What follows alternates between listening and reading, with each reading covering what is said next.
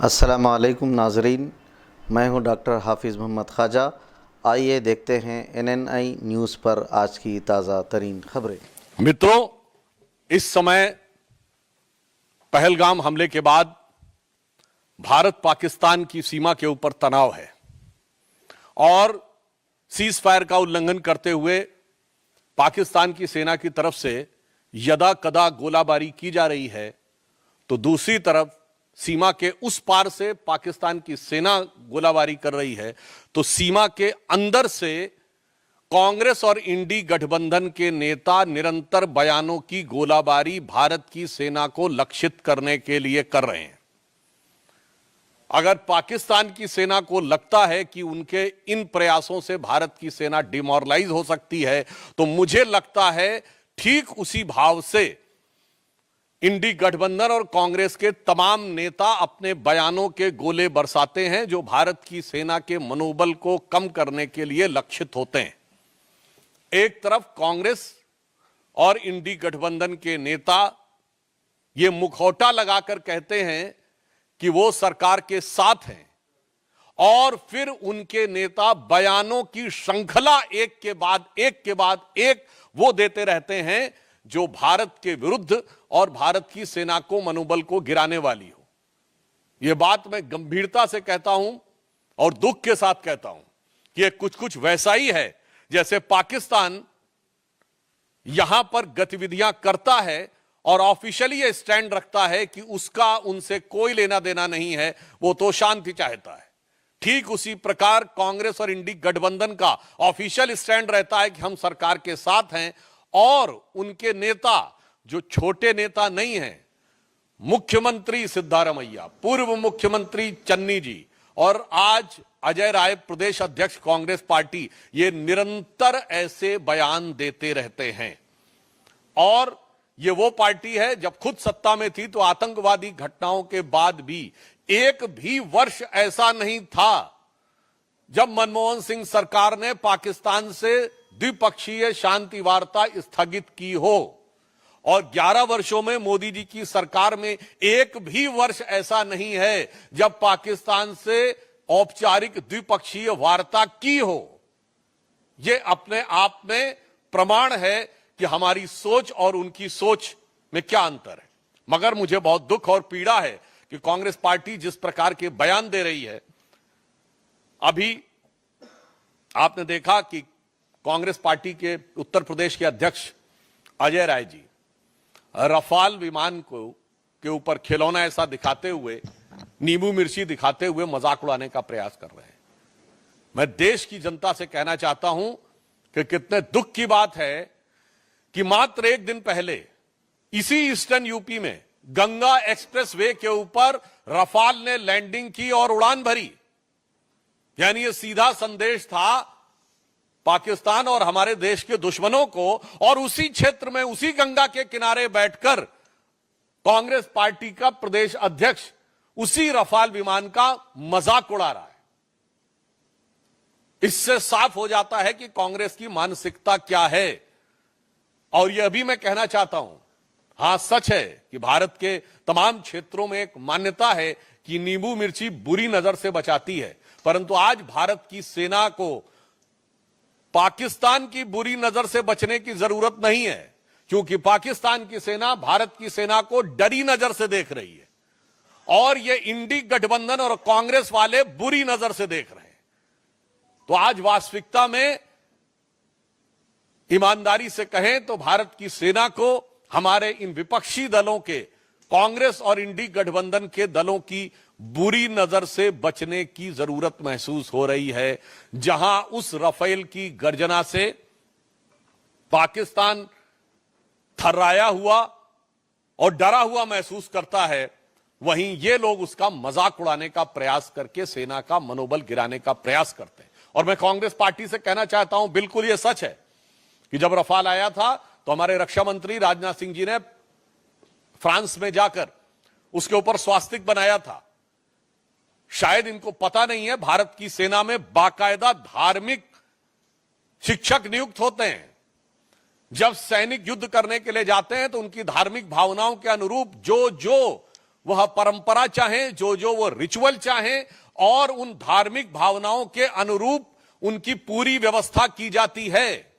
मैं कांग्रेस पार्टी से पूछना चाहता हूं, इसमें किस बात का मजाक उड़ा रहे हैं? हिंदू धार्मिक आस्थाओं का मजाक उड़ा रहे हैं कि चूंकि राफेल के ऊपर स्वास्तिक बनाया गया था। उधर पाकिस्तान की सेना कलमा पढ़ने की बात करती है और ये लोग हिंदू धार्मिक भावनाओं का मजाक उड़ाते हैं। इन्हें पता होना चाहिए कि भारत की सेना की जो तमाम रेजिमेंटें हैं, उनके युद्ध उद्घोष पूर्ण रूप से धार्मिक भावना के ऊपर आधारित है। गलवान में जो हमारे सैनिक बलिदान हुए थे, बिहार रेजिमेंट का युद्ध उद्घोष है बजरंग बली की जय। गोरखा रेजिमेंट का युद्ध उद्घोष है आयोरी गोरखाली जय महाकाली। राजपूत रेजिमेंट का युद्ध उद्घोष है राजा रामचंद्र की जय। मैं पूछना चाहता हूं, आज मैं फिर यह बात गंभीरता से कह रहा हूं, आप सब ने फिफ्थ कॉलमनिस्ट वर्ड सुना होगा।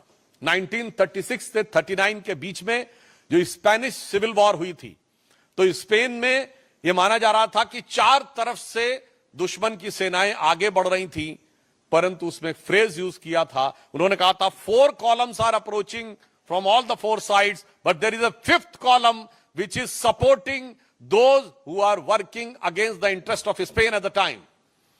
आज कांग्रेस पार्टी और इंडी गठबंधन 5th columnist की तरह हो गया है कि अगर दुश्मन की सेनाएं बाहर से घात लगाकर बैठी हैं, तो ये इसी प्रकार से उनका मनोबल बढ़ाने का काम कर रहे हैं। और ये बात मैं ऐसे ही नहीं कह रहा हूं, आप सब मीडिया से जुड़े हुए हैं। मैं आपसे पूछना चाहता हूं कि आपने पाकिस्तान के कितने नेताओं के बयान भारत की मीडिया में देखे हैं जो भारत के पक्ष में कोट किए जा रहे हो?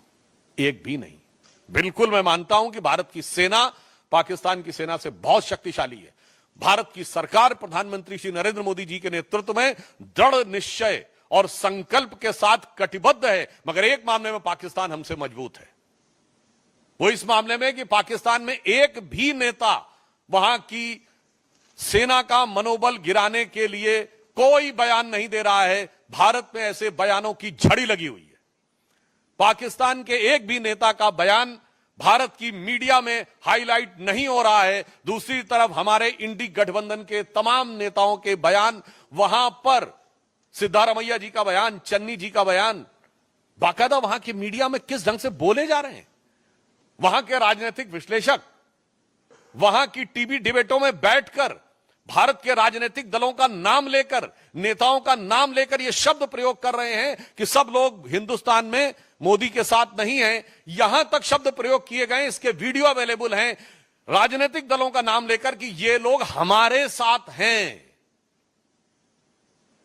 और मैं विपक्ष दलों को भी बताना चाहता हूं कि विपक्ष में आचरण कैसे किया जाता है, यह उन्हें ध्यान रखना चाहिए।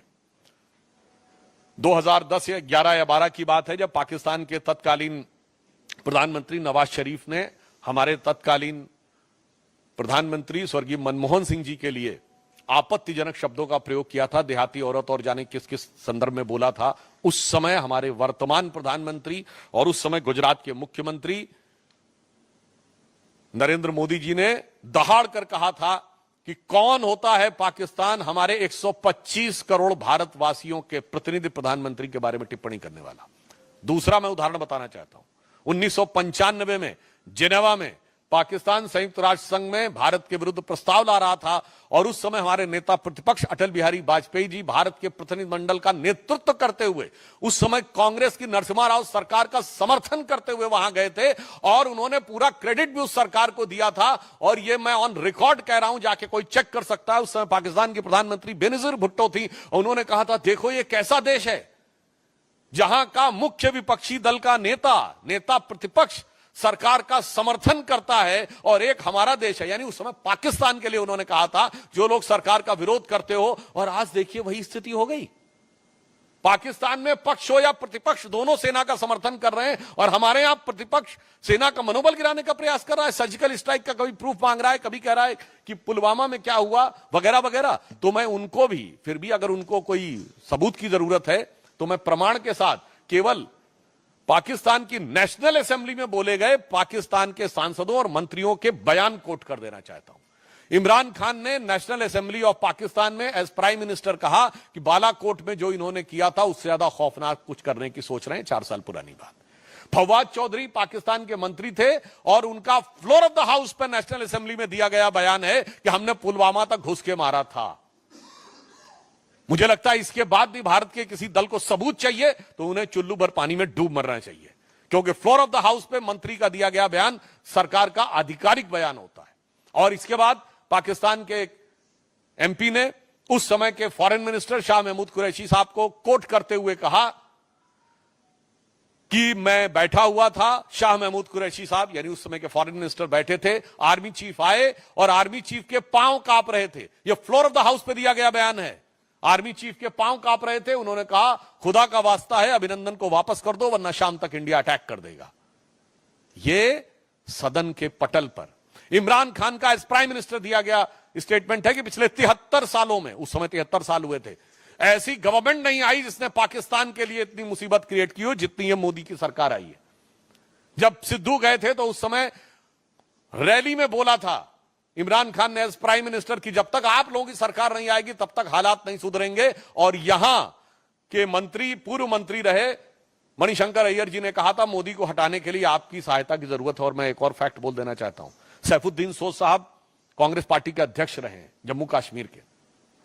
उन्होंने अपनी एक किताब लिखी है जम्मू कश्मीर के बारे में, जिसमें उन्होंने मुशर्रफ के स्टेटमेंट को कोट करते हुए कहा है कि यदि मुशर्रफ ने यह कहा था कि कश्मीर को भारत से अलग हो जाना चाहिए तो आज की डेट में वो सही प्रतीत होता है। मैं कांग्रेस से पूछना चाहता हूं कि आपका यह पुराना याराना कब से है भाई पाकिस्तान से? क्या आपको मुशर्रफ का बयान सही लगता है? पाकिस्तान की आर्मी के चीफ के गले मिलते हैं आप, भारत के आर्मी चीफ के बारे में आपत्तिजनक बातें करते हैं। इसलिए मैं स्पष्ट रूप से देश की जनता को संबोधित करते हुए कहना चाहूंगा कि देश के अंदर और बाहर सरकार और सेना पूरी दृढ़ता के साथ, कूटनीतिक दक्षता के साथ जहां संकल्पित होकर खड़ी है। इस समय भी रक्षा मंत्री जी की जापान के रक्षा मंत्री से वार्ता चल रही है, तो दूसरी तरफ विपक्ष के द्वारा जिस प्रकार का घटनाक्रम किया जा रहा है यह अपने आप में बहुत दुखद है, निंदनीय है, भर्त्सना योग्य है। परंतु हम देश को आश्वस्त करना चाहते हैं कि प्रधानमंत्री श्री नरेंद्र मोदी जी के नेतृत्व में जो प्रधानमंत्री जी ने कहा है कि इस घटना के अपराधियों को धरती के अंतिम छोर तक ढूंढकर दंडित किया जाएगा और दंड ऐसा होगा जिसका कोई पूर्व का उदाहरण नहीं होगा, यानी अभूतपूर्व दंड दिया जाएगा। और ये वो लोग हैं जिन्होंने जीती हुई बाजी, जंग के मैदान पे जीती हुई सेना को कूटनीति के टेबल पर हारने पे मजबूर किया है। मैं कांग्रेस को याद दिलाना चाहता हूं, आप कहते हो कि हमारा वायुसेना का जो जहाज है वो खिलौने की तरह है। हां, मैं कांग्रेस पार्टी को याद दिलाना चाहता हूं 26/11 के हमले के बाद वायुसेना कार्रवाई के लिए तैयार थी और उस समय वायुसेना अध्यक्ष फौली होमी मेजर साहब ने 2016 में अपने संस्मरण में लिखा है कि मनमोहन सिंह सरकार ने अनुमति नहीं दी। आपने वायुसेना के युद्धक विमानों को खिलौने की तरह रखा था, मगर मोदी जी की सरकार सेना के हर साजो सामान को उचित, प्रभावी कूटनीतिक घेराबंदी के बाद रणनीतिक प्रयोग के लिए रख रही है। आपकी सरकार वो थी कि हमारी फौज जीतती थी और सरकार सब कुछ हार के चली आती थी, क्योंकि आप को एक मर्ज था कि हमें सुलह की शक्ल संवारनी है, भले ही वो भारत की सेना के जवानों के खून से क्यों ना संवारनी पड़े। तो एक पंक्ति में याद दिलाना चाहता हूं जो उनकी विदेश नीति थी वो क्या थी कि चीन छीन देश का गुलाब ले गया। ये नेहरू जी के लिए कहा गया। चीन की विदेश नीति असफल हुई थी ना, गुलाब पहनते थे वो, गुलाब लगाते थे। चीन छीन देश का गुलाब ले गया और ताशकंद में वतन का लाल सो गया, और ये सुलह की शक्ल को संवारते रहे, जीतने के बाद बाजी हारते रहे। मगर अब सरकार वो है जो जंग और कूटनीति के मैदान दोनों के ऊपर प्रभावी उत्तर देने के लिए तैयार और कृत संकल्पित खड़ी हुई है। फिर भी मैं कांग्रेस पार्टी से अनुरोध करूंगा कि कृपया इस संवेदनशील समय में सेना का मनोबल गिराने और राष्ट्र का मनोबल गिराने की हरकतों से बाज आए। सेना के जहाज को लेकर किया गया व्यंग नहीं, यह भीतरघात होता है। मैं विनम्रता और दृढ़ता से कहना चाहता हूं, कभी भी युद्ध या युद्ध के समकक्ष स्थिति में बताएं जब हमारी पार्टी ने विपक्ष में रहते हुए कांग्रेस पर कोई व्यंग या तंज किया हो। और मैं पूछ रहा हूं इतने अधीर क्यों हो रहे हैं भाई? अभी कितना वक्त गुजर गया है और इनकी पार्टी 26/11 के हमले के मात्र 9 महीने बाद जुलाई 2010 में शर्मल शेख में पाकिस्तान से ज्वाइंट डिक्लेरेशन साइन करती है जिसमें बलूचिस्तान भी हिस्सा होता है और कहते हैं कि टेरर अटैक से टॉक्स प्रभावित नहीं होंगी। अजय राय जी को नहीं पता हो तो मैं बताना चाहता हूं, हवाना में जाकर मनमोहन सिंह सरकार ने कहा पाकिस्तान आतंकवाद से पीड़ित देश है। इसलिए मैं कहना चाहूंगा भाई, बोलने से पहले अपनी फितरत देख लो, अपनी हिम्मत देख लो और उसके बाद देखो कि इस सरकार ने क्या हिम्मत दिखाई है। मुझे लगता है कि जो वैसे ही जैसे अभी कह रहे हैं कि हम सरकार के साथ हैं और उसके बाद भी उनके नेता अनाप शनाप आपत्तिजनक बयान दे रहे हैं, उसी प्रकार 84 के दंगों के मुख्य आरोपियों को लंबे समय तक मंत्री, सांसद, विधायक और तमाम प्रकार की चीजों के नवाजिश रहमो करम देने वाले लोग अगर आज ये कहें तो यह साफ नजर आता है कि ये मुख नहीं मुखौटा है। और सिर्फ इस पे नहीं, उनको तो स्वर्गीय राजीव गांधी जी के उस बयान पे माफी मांगनी चाहिए थी जिसमें उन्होंने कहा था बड़ा पेड़ गिरता है तो धरती हिलती है। ये 84 का दंगा नहीं था, पहले मैं बात कह दूं। दंगे में अक्सर 2 वर्गों के बीच में होता है जिसमें दोनों समुदायों के लोग मारे जाते हैं। ये नरसंहार था जिसमें दंगाइयों के द्वारा भी एक ही समुदाय यानी सिख मारे गए और पुलिस की गोली से भी एक ही समुदाय यानी सिख मारे गए। और उसके बाद भारत के प्रधानमंत्री ने कहा था बड़ा पेड़ गिरता है तो धरती हिलती है। तो पहले वो सही बता दें राहुल गांधी जी, आप सही कि आपके स्वर्गीय पिताजी सही? ऐश्वर्य Jain. I think whatever the statement given by the Congress party and Rahul Gandhi, now in the backdrop of these statements given by from Ajay Rai to Channi to Siddharamaiah, there are n number of statements.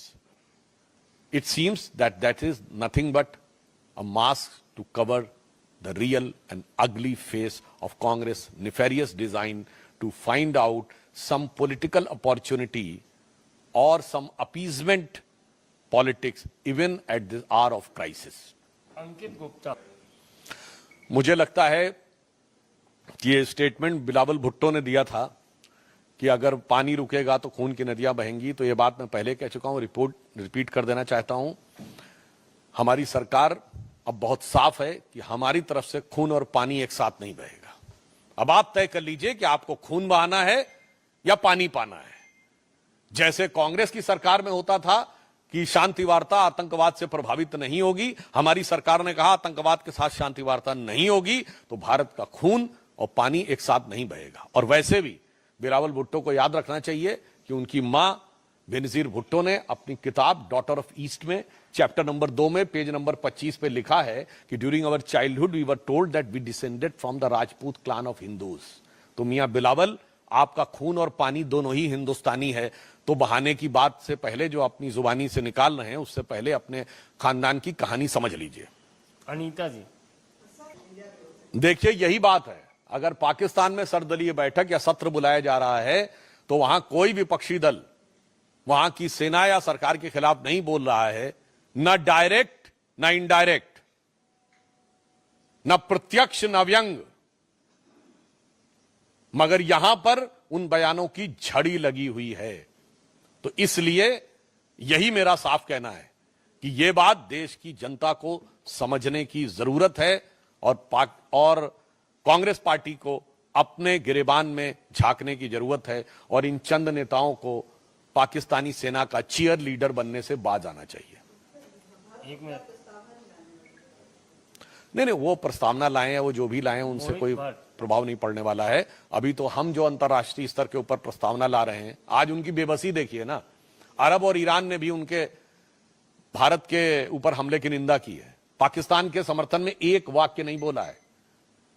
और China ने सिर्फ इतना कहा है कि वो ईमानदारी से जांच होनी चाहिए, उसने भी खुल के साथ नहीं दिया है। तो आज मोदी जी के नेतृत्व में डिप्लोमैटिक आइसोलेशन के जिस मुकाम तक पाकिस्तान को पहुंचा दिया है कि ना अरब उसके साथ है, जो सुन्नी मुस्लिम वर्ल्ड का लीडर है, ना ईरान उसके साथ है जो शिया मुस्लिम वर्ल्ड का लीडर है, और चाइना भी बच बच के बोल रहा है। तो मतलब कुल मिला के आज पाकिस्तान का वो प्रस्ताव अगर बोलेंगे तो वो लिखें चाहे जो उनके दिल से, तो ये आवाज आएगी कि इस भरी दुनिया में कोई भी हमारा न हुआ, गैर तो गैर थे, अपनों का सहारा न हुआ। मोहित Bhatt. This is nothing but a series of like the serial blast used to happen during the Congress regime when they were in power. There was unending terrorist attack and serial blast. So when they are out of power, these type of serial statements are coming. अमन। देखिए, अब एक और बात कह दूं, Rafale पे नींबू मिर्ची की इसलिए भी जरूरत थी कि राफेल में तो ये पूरा भ्रष्टाचार करने की व्यवस्था कर लिए थे। कांग्रेस के रिजीम में राफेल क्यों नहीं आया था, वो पुरानी बात हो गई। सारा कंप्लीट होने के बाद आगे प्रोसेस ही नहीं बढ़ाया।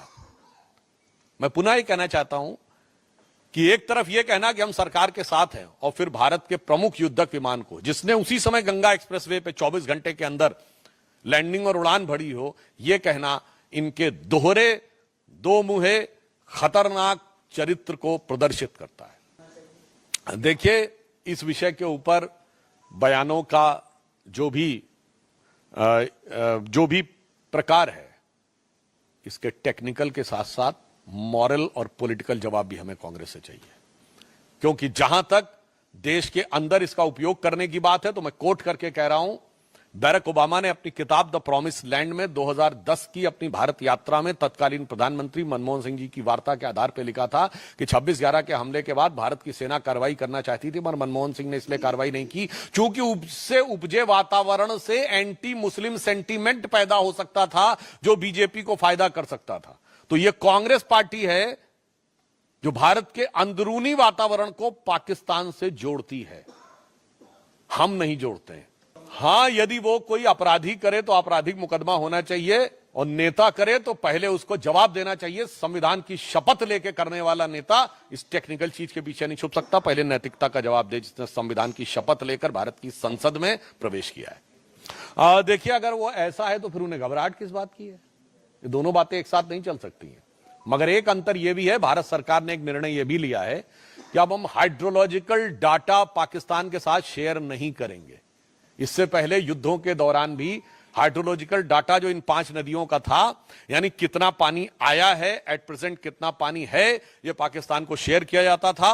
अब भारत सरकार ने शेयर करना बंद कर दिया है। तो अब पाकिस्तान के लिए अनुमान लगाना मुश्किल है कि अब आने वाले दिनों में पानी कम आएगा या ज्यादा, उभार चढ़ाव आएगा या उतार। वैसे मुझे लगता उतार ही उतार होने का चांस ज्यादा है। देखिए, ये जिस प्रकार के लोग बयान दे रहे हैं, मैं पुनः ये बात कहना चाहता हूं, अब या तो उनकी समझ बहुत विचित्र है, क्योंकि जो हमारे विपक्षी दल है उनके सामने बड़ी समस्या हो जाती है, वो हर चीज के एक्सपर्ट हो जाते हैं। अब पानी कहां लेके जाएंगे, तो मुझे लगता है हाइड्रोलॉजी के एक्सपर्ट हो गए, या वो सिविल इंजीनियरिंग के एक्सपर्ट हो गए। जब राफेल की बात आती तो एरोनॉटिकल इंजीनियरिंग के एक्सपर्ट हो जाते हैं। जिस समय वैक्सीन की बात आती तो सेलुलर माइक्रोबायोलॉजी के एक्सपर्ट हो जाते हैं। फिर जब वैक्सीन आई तो कहते इतने कम समय में वैक्सीन कैसे उसका पूरा हो गया, तो स्टैटिस्टिक्स के एक्सपर्ट हो जाते हैं। और जब राम मंदिर का उद्घाटन होना होता है तो मुहूर्त के एक्सपर्ट हो जाते हैं। तो उनकी इस एक्सपर्टीज का जवाब देना मेरे विचार से एक्चुअली में ऐसा है कि इंडी गठबंधन के जो नेता हैं, मैं पुनः कह रहा हूं, वो जो ये बयान देते जा रहे हैं उनके चेहरे पर से वो नकाब उतरता चला जा रहा है, और ये सारे के सारे लोग एग्जैक्टली अपनी पार्टी और गठबंधन का असली चरित्र उजागर करते चले जा रहे हैं। जिसे एक पंक्ति में कह दूं कि वो पैरवी तो झूठ की करता चला गया, बस उसका चेहरा उतरता चला गया, और रंगत समझ में आई मगर आई देर से, कच्चा था बहुत रंग उतरता चला गया। तो ये जो हम सरकार के साथ खड़े हैं, ये बहुत कच्चा रंग था, चाहे महुआ मैत्रा जी हो, अमीर जमाई जी हो, या सिद्धारमैया जी हो, या कर्नाटक के में जो मंत्री हैं, क्या थिम्पू जिनका नाम था वो हो, कोई भी हो, सबका रंग उतरता चला जा रहा है।